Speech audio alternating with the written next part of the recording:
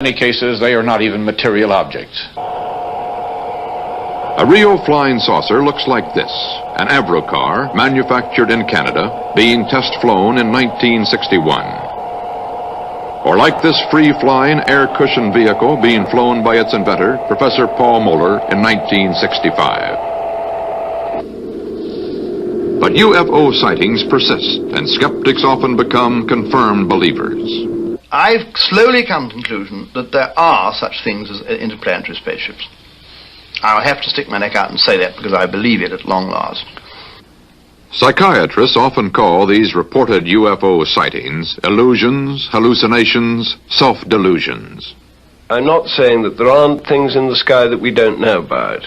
What I am saying is that when there's anything that one doesn't know about, then the mind fills it with a great mass of fantasy. And that most of what we're dealing with in these reports is almost certainly fantasy. Fact or fiction, myth, menace, or marsh gas. This is an age when scientific and technological developments are rapidly making yesterday's fiction fact. How much do we know, and how we know what we know, is what tonight's CBS Reports is all about.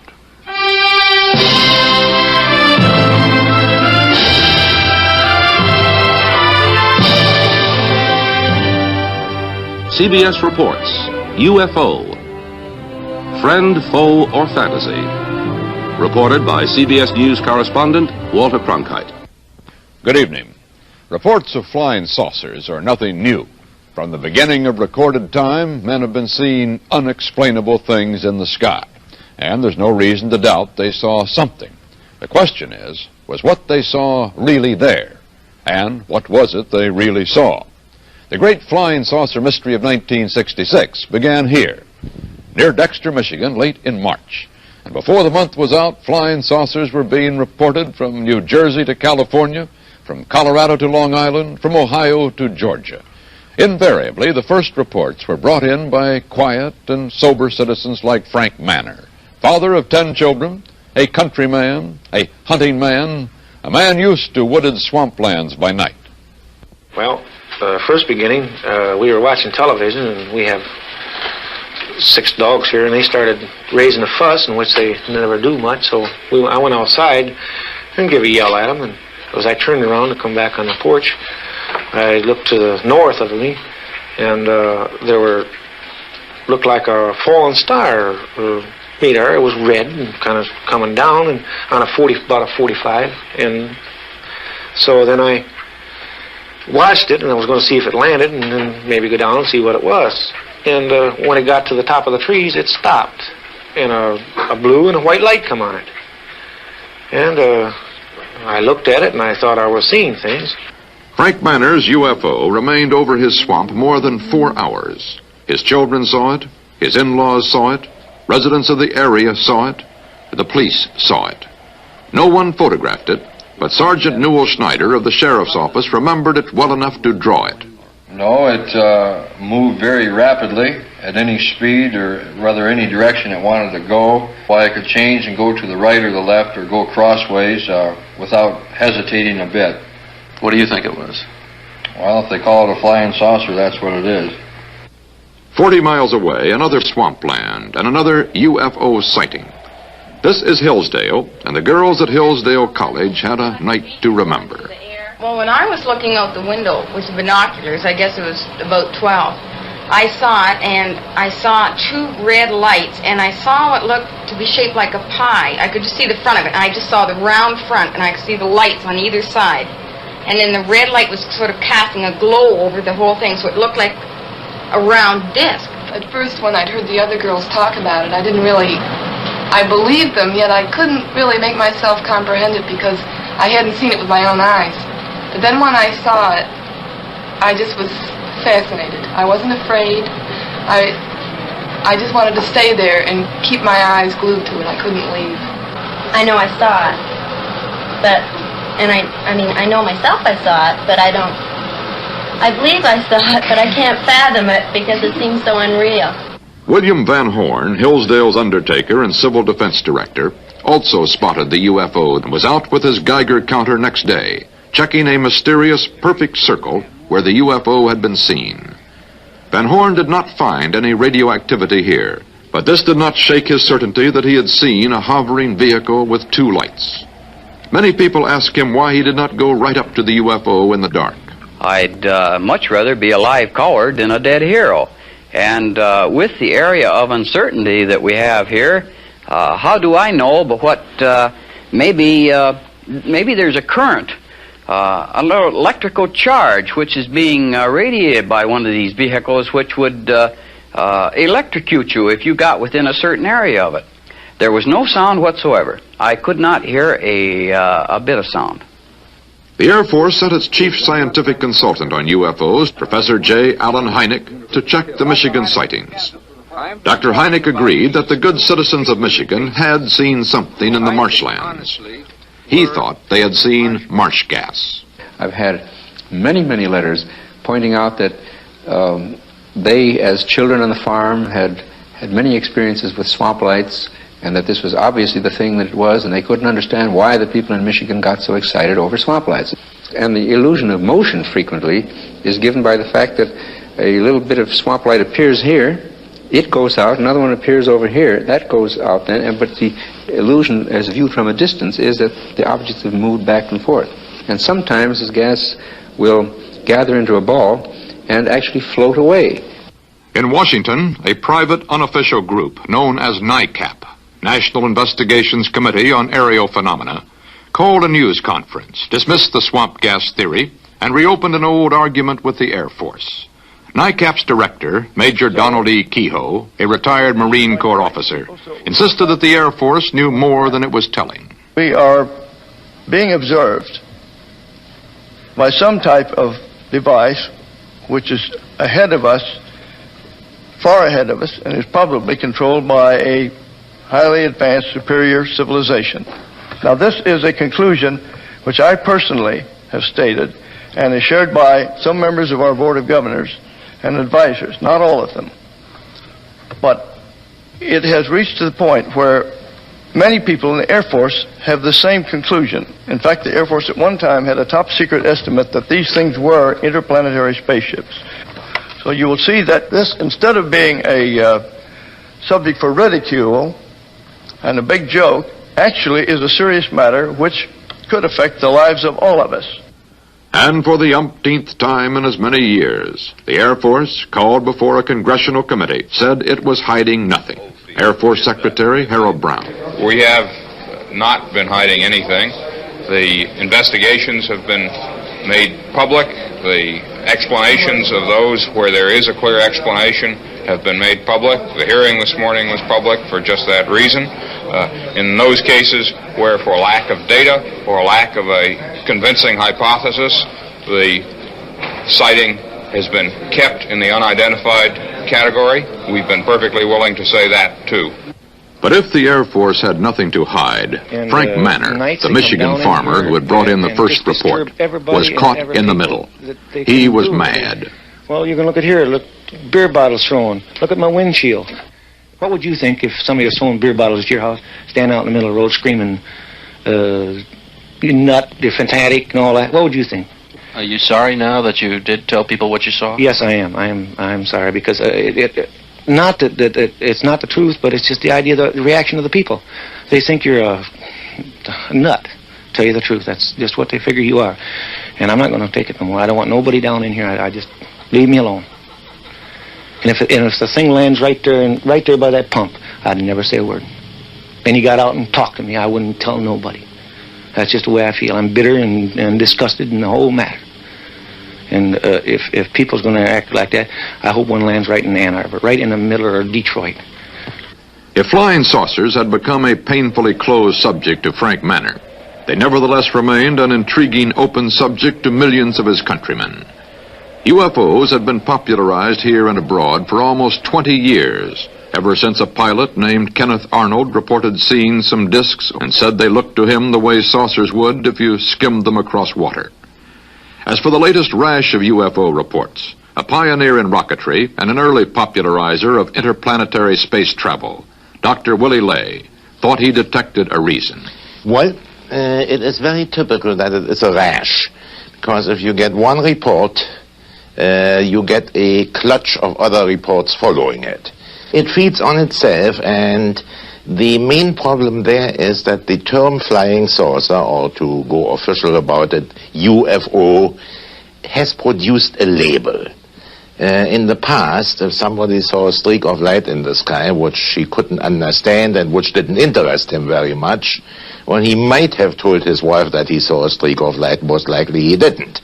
But now that he has a label to put to it, he comes home and tells his wife, his children, his neighbors, the policeman on duty, and a few other people that he saw a flying saucer. In the days to come, many more people will cite many more flying saucers. To some, these UFOs will be miracles. To others, real but unexplainable. To most scientists, natural phenomena. Some people will be fooled. Others will try to fool the rest. But a few will be expert observers, and their sightings will keep the controversy churning over whether vehicles from outer space are possible and whether indeed these vehicles already have arrived here. We turn to that part of the UFO story in a moment. Here again is CBS News correspondent Walter Cronkite. There are more things in heaven and earth, says Shakespeare's Hamlet, than are dreamt of in your philosophy. On the other hand, there may be less there than often meets the eye. The oceanographer and meteorologist Athelstan Spielhaus. In the very early times, people didn't understand the majestic kind of catastrophes of nature. If a volcano blew its head and destroyed a village, primitive people used to think of it as some enlarged monster, some enlargement of a thing that was familiar to them, like a wild animal or something. In other words, they interpreted this ununderstandable, rather fearsome thing in terms of their present knowledge, primitive as it was. From there you get into medieval times with a sort of resurgence of mysticism and religious fervor. And I suppose if people saw unexplained things in the sky in those days, they explained them as miracles. Well, then you get to today, and we're on the brink of interplanetary travel, and so we begin to see things in the sky again that we can't understand or can't explain immediately. So we explain them again with this sort of colossal egotism of man at his present time. We explain them in terms of our latest ability, namely on the brink of space travel, these must be spaceships. But then only a few years ago, this would have been called an optical illusion, or it might have been called a miracle. But a man being powered through the air without benefit of plane or balloon is today a reality. Tomorrow, he may even be a traffic problem. There are jets that can rise straight up and then hover, like this British Hawker P-1127. The French also have experimented in this field. This is the Balzac, not a UFO. The Germans also are doing it. This is the EWR. Here it comes in for a landing.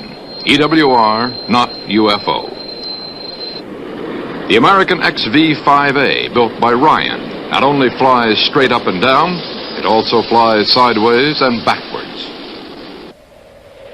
Northrop's wingless M2F2, otherwise known as the Flying Bathtub, is NASA's lifting reentry body, half plane, half spacecraft, landing like a conventional jet without power. Another wingless piece of airborne hardware is this lunar landing research vehicle at NASA's Research Center, looking more like a giant flying ant that might have come out of a Martian comic book. It will be used when we get to the moon. Small wonder that laymen seeing such things in newspapers, aviation, and trade journals, as well as in newsreels and on television, are ever more ready to believe anything. For if these are real, then others, more incredible, are most probably being tested in secret. However, all these vehicles operate within the laws of physics and aerodynamics, even though they may give the appearance of operating outside the laws of nature. But ufologists still insist there is more to it than this, and so there is. At England's Victoria and Albert Museum, CBS correspondent Frank Kern spoke to aeronautical historian Charles Harvard Gibbs Smith. My position now, I think, is that I believe that about 5% of these things are interplanetary. That is, they come to us from a world outside our planetary system, and that some of them are in fact inhabited by intelligent beings of some kind, and some look as if they're remotely controlled. After all, who really do we think we are? We're a fifth-rate, miserable, measly little system out on the edge of the Milky Way, fooling around the universe with 4,000 or 5,000 years of so-called civilization behind us. We think we are the cat's whiskers, and we are not. We're a potty, second-rate lot, fifth-rate lot, conceited as apes, all of us. And here we go, and the moment anybody suggests that something should come in outside from outside, we think, oh, no, it can't be that, it's quite out, these things can't happen. And I think I do it myself, we're all thinking medievally. What convinces you more than anything else?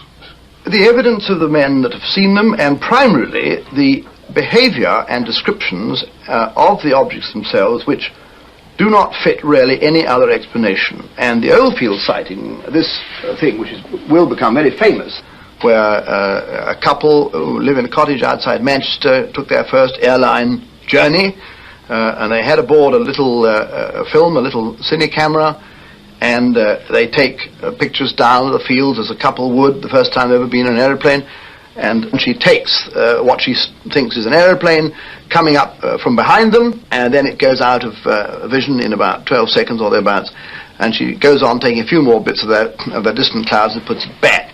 And when they get, what's this thing? I mean, it's inexplicable by any, unless it's a straight fake. And to fake an 8mm film in color wants a lot of equipment. And who on earth are this charming couple? What would they be doing, lending themselves to faking these things? It is nothing airborne we've ever seen. I mean, it is basically sausage shaped with 2 dorsal and 2 ventral fins. And as you look at this film, it turns away on its vertical axis from you and disappears out that way. Well, I mean, you can argue until you're blue in the face. What is it except something that is airborne by a force, probably electrogravitic force of some kind that we know nothing whatever about? It is nothing conventional, it is nothing unconventional aerodynamically. There's no single piece of earth-borne equipment of any kind that can look and behave like that. The Oldfields, indeed, had not faked anything, but the UFO in their film soon proved explainable. A few days later, an enterprising BBC cameraman took a similar camera, sat in the same seat, and filmed the same English countryside. The same UFO hovered into view, went through the same maneuvers, and disappeared into itself the same way. The UFO turned out to be the reflection of the tail section of the plane itself. The refraction of light in the Earth's atmosphere is capable of fooling both the human eye and the camera lens. And that thin, life-giving envelope of atmosphere sets apart the spaceship Earth from its sister planets as it spins about the sun at 66,000 miles per hour. One of the problems connected with man's flight through this environment derives from the law of physics governing objects moving at high speeds through the ocean of air. Aircraft moving at high speeds pierce the air compressed before the plane's wing. A shock wave results. It's become known as a sonic boom. And even today's comparatively slow-flying military jets alarm some citizens and run up bills for the Defense Department each year from the effect of these shock waves on populated areas.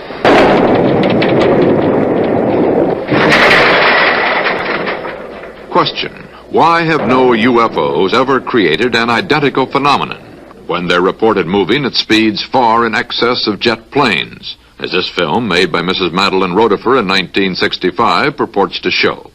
Further, if the laws of nature prevent jet aircraft from abruptly changing direction without breaking up aircraft and passengers, why would a UFO be exempt from the same effect at greater speeds? The answer of most scientists is that we are not dealing with material objects from outer space at all, but with lights, reflections, and natural phenomena. former director of the Harvard Observatory, now a member of the Smithsonian, Professor Donald H. Menzel. Many people looking up into the sky can see a bright object on the horizon. They think that this object is a UFO, when actually, as we scientists know, it can be an effect of the Earth's atmosphere, that through a layer of hot air that is entrapped above a layer of cold air near the ground, we get an effect which we call a mirage. Now, to demonstrate this, I have a sort of Earth's atmosphere in this jar. This is a layer of benzene, which is a very high index of refraction, and it acts like a layer of cold air. And I am now putting on top of it, floating on it, a layer of acetone, which is a layer of liquid of lesser refractive index. It acts like a layer of hot air. On the screen we will see a bright light that's being projected from the ground level here and passing through the acetone on the benzene. And now we will turn out the lights. You see on the screen that the bright spot of light that was originally traversing this artificial atmosphere and appeared at the top of the screen gradually dims. And a line of colored light streams out down below this spot. And finally, the spot near the top of the screen disappears, and we see instead a beautifully colored and rapidly moving spot. The colors are due to refraction. The red color sometimes is attributed to the presence of a rapidly moving jet. The blue color is sometimes interpreted as motion toward the observer. It's all an effect of a mirage. And yet this has been reported again and again by experienced pilots who have thought that they were being attacked by a UFO from outer space. This is a type of sundog. Ice crystals in an otherwise transparent atmosphere reflect light from the sun, and it produces a saucer-shaped body that can maneuver, rush in toward the plane, or sometimes move rapidly away as the density of ice crystals thins out. There are brilliant meteors, the shooting stars that flash through the sky. There are many cases on record where a pilot and a co-pilot have seen the identical flare in front of their plane, and one of them has pulled up the plane abruptly in an attempt to maneuver to miss it, when actually the other pilot claimed that it was an object 70 or 100 miles away, which actually it was. In addition to mirages in the atmosphere, many physical objects in the air have been taken for saucers, like this translucent balloon that can carry instruments up to 100,000 feet. Birds, kites, pieces of paper, and the planets have often been claimed as UFOs. But a little bit of logic goes a long way for those who wish to be persuaded, as we shall see in a moment. Here again is CBS Reports UFO, Friend, Foe, or Fantasy. Saucer fans are often devoted readers of science fiction. Much of it is written by highly respected scientists. On an even more popular level, the comic book adventures of Flash Gordon confirm saucer buffs in the plausibility of their beliefs. But all is not peaceful on the planet Earth, because the saucer addicts are divided into cults, groups, and sects that range from the skeptical sighters who hope there is a logical answer to the true believers who feel sure the answer is being covered up by the military establishment. Perhaps the farthest out group is made up of the contactees. They have met, talked to, or even ridden with visitors from outer space. Here at Giant Rock in California's high desert country, one of the pioneer contactees, George Van Tassel, talked to CBS News correspondent Bill Stout. We're riding on an electrostatic magnetic ship right now on the Earth, doing 66,000 miles an hour right now in an orbit around the sun, and we're all astronauts in that respect. Have you ever gone up close enough to touch one to see what was inside? Bill, in August the 24th of 1953, I went aboard one for about 20 minutes. What was it like? What happened? Well, the interior walls were what looked like mother of pearl plastic, like we put on toilet seats and for decoration. The light inside seemed to come from everywhere. The instrument panel wasn't like anything I'd ever seen before, and all of my years since 1927 in the air game. And they had a compartment in the wall which both cleans and deodorizes their clothes by some light process, which required no water, soap, or detergents, or a washing machine. Giant Rock, for the last 10 years, has been the Plymouth Rock of the saucer age. Saucer conventions were meeting here as far back as the pre-astronaut era of black and white television. But the contactees' storyline was the same, then as now. Howard, would you tell us in your own words about your trip to Venus, how it started? Well, as I say, it started first with a very decided tingling all over my body. This tingling finally extended to the mind area, and there was a clarification of mind such as it's hard to believe. I seem to become one with the entire universe. In the Valhalla of interplanetary contactees, the late George Adamski is regarded by his followers as something of a Christopher Columbus among outer space voyagers. And you talked to him, you asked him? I have, more or less on gestures and mental telepathy, as it is known, talk transfer. He does not speak. I mean, they he didn't at the time, but I have met him since, and he does speak very well English as well as in the other language. George Adamski was successful in attracting many disciples with film like this. He called it a spaceship from Venus. His critics call it a crude hoax. This film was obtained from one of Adamski's disciples, Mrs. Madeline Rotifer, who has made her own UFO film and who credits Adamski with an assist in her first contact with Venusians. Some of them have even been to our home. And the day that the one came into the yard, which I filmed on the camera, there were 3 inside the ship. Major Kehoe and his NICAP organization have little regard for the likes of contactees, Rotifer and Adamski. They lean heavily on the testimony of professionals. According to the United States Air Force, in following a policy which is set probably fairly high in the Pentagon, there are about 250 or 300 extremely incompetent airline and military pilots in this country. They're carrying passengers, they fly across the oceans, and they seem to be quite safe. The airlines let them continue to fly, even though they have reported UFOs. Now, this is not an attack on the Air Force spokesman or the project spokesman. They are simply following orders to explain away all UFO sightings as quickly as possible when they become public and deny that UFOs really exist. The official Air Force reply has long been that there is no cover-up and there are no flying saucers from outer space. The Air Force position was detailed in this book by Lieutenant Colonel Lawrence Tacker, who for many years was connected with the UFO project.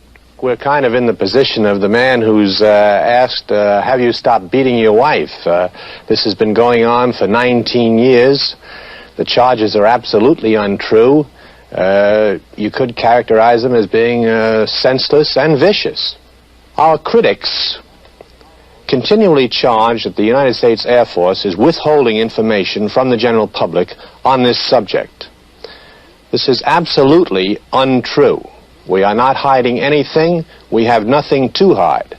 There is nothing in Air Force files, in either the classified files or the unclassified files, that come to a conclusion that spaceships have visited the Earth. The Air Force Investigative Unit is known as Project Blue Book. UFO reports, hoax or serious sightings, wind up here at Wright-Patterson Airfield in Dayton, Ohio. It has studied over 10,000 UFO sightings and found explanations for most of them. But about 650 remain unidentified. Not enough information to explain them. The hoaxes, however, are easy to explain. A rocket nose cone turns out to be a magnesium anode used by water companies to protect their pipes. A rock from outer space, actually fused by a high-tension line which shorted out. The finders said this was food from outer space. The Food and Drug Administration analyzed it as old-fashioned buckwheat cakes. Hoaxes are easy to discount, but the Air Force insists it treats serious reports seriously. Chief Scientific Consultant of Project Blue Book is Professor J. Allen Hynek, head of the Dearborn Observatory at Northwestern University. He took on the assignment 18 years ago. He talked with Joseph Wershba of CBS Reports. Is it in the realm of possibility that there are spaceships someplace in this universe? Well, if you put it in the word, use the word possibility and not probability, then I would have to say, I think as any scientist would have to say, it is certainly possible, yes. But I think we must always distinguish between the two terms possible and probable. A thing may be scientifically possible, but the probability of its occurring may be extremely small, you see. To this time, there is no proof that I would consider valid scientific proof that we have been visited by spaceships. I would say the great majority are balloons, meteors, satellites, aircraft seen with the sun glinting off of them, and birds. And then you get into a host of minor things. But in general, you can say that the IFOs, the identified ones, have turned out to be generally quite usual things seen under unusual circumstances or surprising circumstances. It's a global thing. What it is, please don't ask me. I'm still puzzled. You might call me a study in puzzlement. But that among the tremendous noise or static or crud or whatever you want to call it of tremendous number of unreliable reports that are easily explained, there is this residue of most interesting cases that intrigue me in the same way that a good mystery story intrigues me, and I'd like to get the solution. I don't think it is space people, although I would be delighted if it turned out that way, because as an astronomer, I think it would make astronomy even more interesting than it is. And as far as the Air Force is concerned, I can't speak for them, of course, but I should imagine that if the existence of spacecraft were really established, it would really increase the appropriations of the Air Force. But how do you answer the people who are pretty competent, careful, cautious, probing people, pilots, radar trackers?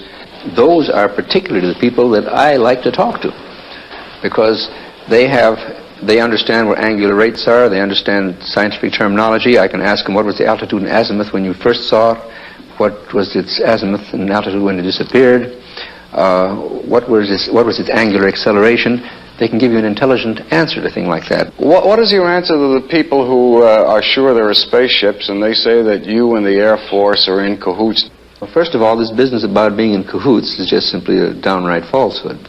And if they insist that space vehicles exist, I say, oh, fine, the burden of proof is on you.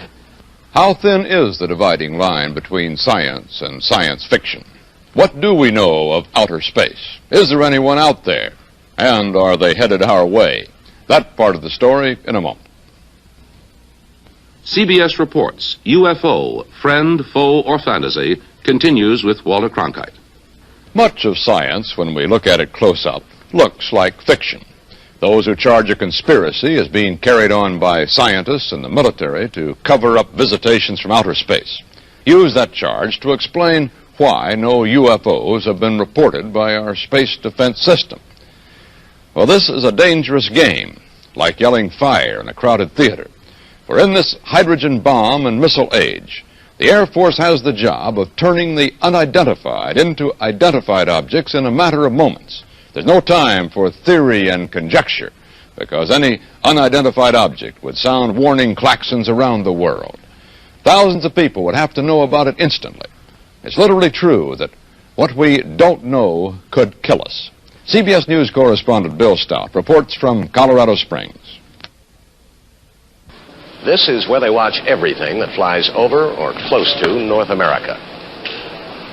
The Combat Operations Center for NORAD, the North American Air Defense Command. Thousands of items of information pour in here from radar stations, outposts, ships, and aircraft scattered all across the hemisphere. Data that's sorted and displayed on this screen. All routine flights, commercial and private, are filtered out. Those of special interest to air defense are shown as arrows. Yellow is the Strategic Air Command. Green is for special interest flights, such as President Johnson's plane. Orange is unknown. After they're identified, that color is changed. Red is hostile, a color used so far only in practice. All this and much more goes into the decisions that are made right here in this room a 24-hour watch kept by men of the Air Force, Army, Navy, and Canada. They see everything that's in the sky. They have to. And one of them is Captain Gary Reese, an Air Force radar officer with the Air Defense Command. Is that right, Captain? You see everything that's up there? Yes, that's right, Bill. With the characteristics of our present radar system, any object which has reflective surfaces and which stays within our radar coverage, which is virtually every square foot of the United States, will be painted on our radar screens. But how good are you, Captain? How large an object can you see? If it is reflective, and let's say larger than a watermelon as a crude example, and within our radar coverage, we should paint it. You talk about the reflective properties of an object in the sky. Is it possible, Captain, that there are things up there made of material your radar will not pick up? So far as we know, all flying objects are composed of materials which are aerodynamic and which do have a reflective surface upon which radar waves can be bounced. It's possible that there are other types of material, however, I doubt it. Has there ever been a report of a flying saucer, Captain, that was translated into hard information right here? A plot on the board in this room? I don't think so, Bill, for the reason that these sightings have never been substantiated and could not be translated into hard radar return figures. There have been sightings then, but they turned out to be other things, airplanes or balloons. But never a saucer. You see everything up to roughly 100,000 feet? Yes, that's right, up to approximately 100,000 feet, at which point the space tracking network takes over. The Space Tracking Network, also in Colorado Springs, is charged with tracking and logging every object that moves in space around the Earth, from 100,000 feet to 2,000 miles. Bill Stout asked Major Albert Morse just how good the surveillance is. As an example of some of our precision, we have here a photo of an object re-entering the Earth's atmosphere. Through our programs, we were able to predict a precise time that this was going to happen and notified a particular agency who then went out with a camera and was able to obtain this photograph. What altitude? This is just entering the Earth's atmosphere somewhere around 400,000 feet. In keeping track on this board, you follow not only ours, but Russian, Canadian, French? Yes, sir. Everything that has been launched so far. Could there be objects in the heavens that you cannot see? Yes, sir, there possibly could be. However, if they do have a reflectivity to a radar and obey the physical properties, these can be tracked by our system. How far out can you see, and how small an object could you see? Well, our general limits are a 1 square meter target at approximately 2,000 nautical miles. If radar has not picked up any UFOs, what then of the argument that they are not made of earthly material sensitive to radar reflections? Well, most saucer sightings report bright lights, which should be picked up by cameras and light-sensitive film. The Smithsonian Astrophysical Observatory has a network of 16 automatic camera stations in the Midwestern United States that covers approximately 300,000 square miles of sky. We asked Dr. Robert McCroskey, director of SAO's Prairie Meteorite Network, to show us how it works. This is a 1/6 model. The actual building is 6 feet by 6 feet. It has in it 4 cameras which peer through the windows in the roof. These are aerial mapping cameras. They have 45 degrees from center to corner. Between the 4 cameras, they cover essentially the entire sky above 10 degrees elevation. The station is operated automatically. It is turned on at nightfall by these light sensors and turned off again shortly before dawn, and during this time it photographs continuously. The cameras hold about 6 weeks supply of film. It's recovered each week and returned to us. The exposed portion is returned each week to us. We have a photograph here of an extremely bright object that occurred last November. You see the meteor stretched along a straight line. It is broken every 20th of a second by a shutter. The shutter breaks permit us to determine the velocity and then the orbit of the body.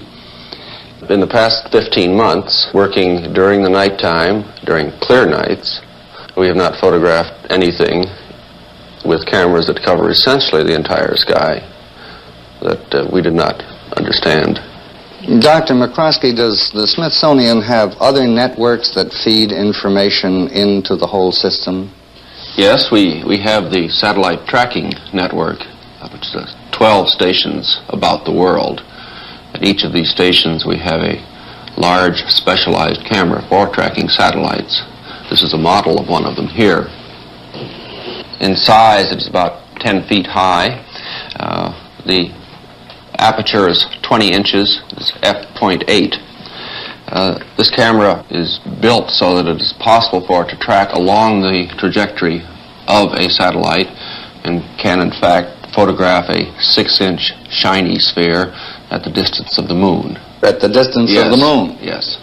Could you show me a picture of something that's come from that kind of camera? Yes, not a meteor photograph, but one of a satellite, in fact, 2 satellites. This is the Gemini rendezvous when the 2 Gemini capsules were within about 3 miles of each other. But in all of the pictures that you've ever seen also from this type of device, again, nothing has ever shown up in any of them that somebody would call an unidentified flying object. It's not that we would call an unidentified flying object, no. Since there are no bogies on radar that can remain unknown for long, and there is no photographic evidence, let's go farther out. The expanding knowledge of what lies beyond our planet has made it respectable to speculate about the possibility of life elsewhere. But that knowledge also makes it more difficult to conceive of interstellar space vehicles. Great electronic ears have enabled man to listen for electromagnetic signals from the farthest objects in the universe that have so far been detected.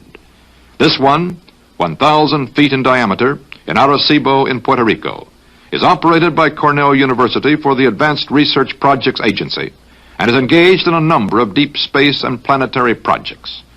If we are not alone in the universe, instruments like this, pursuing carefully programmed listening exercises, may one day bring us a fateful message. The astronomers have long been the leading theorists on the possibility of life in outer space. Astronomer Carl Sagan is consultant to a current Air Force scientific panel.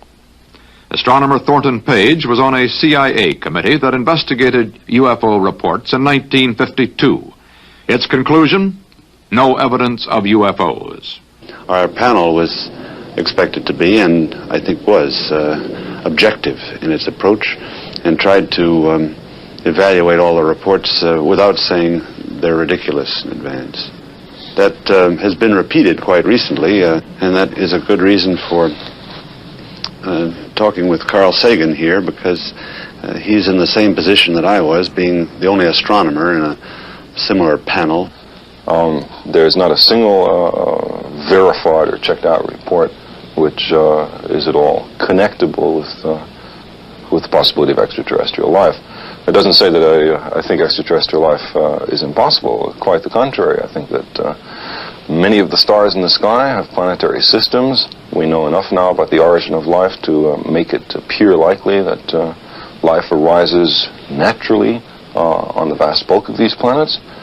It's possible, but by no means certain, that life on many of these planets evolves into beings which are as advanced as we, or more advanced. And I don't see any reason why we can't imagine that there are civilizations thousands or millions of years in advance of ourselves, capable of technical feats that we can hardly imagine. If you would believe, as the flying saucer cultists would have us believe, that the majority of the saucer reports are due to visitations, then you have a very strange situation. That means several spaceships are coming to the Earth over interstellar distances every day, as if all the anthropologists in the world were to converge on one of the Andaman Islands in the Indian Ocean because they just invented the fishnet there or something. I think it's much more reasonable if you want to speculate on the possibility of extraterrestrial intelligence, that there are very rare visits from extraterrestrials to the Earth. There's no evidence for this. I just say that's not implausible. But to have several visits a day, I think, is straining credulity. I think a key to what's behind the the real belief in flying saucers is most easily obtained if you look at the contact myths. There are several hundred people in the United States who claim to have had personal contact with the inhabitants of flying saucers who have landed. And if you examine these myths, you find that there are some peculiar regularities. The inhabitants of saucers are benevolent. I mean, they're really concerned for our well-being. They're omnipotent, extremely powerful, omniscient, extremely knowledgeable, and they often wear long white robes. Now, this combination is something I've heard in another context. This isn't science, this is religion. And what I suspect is happening is this. We live in very unsettled times.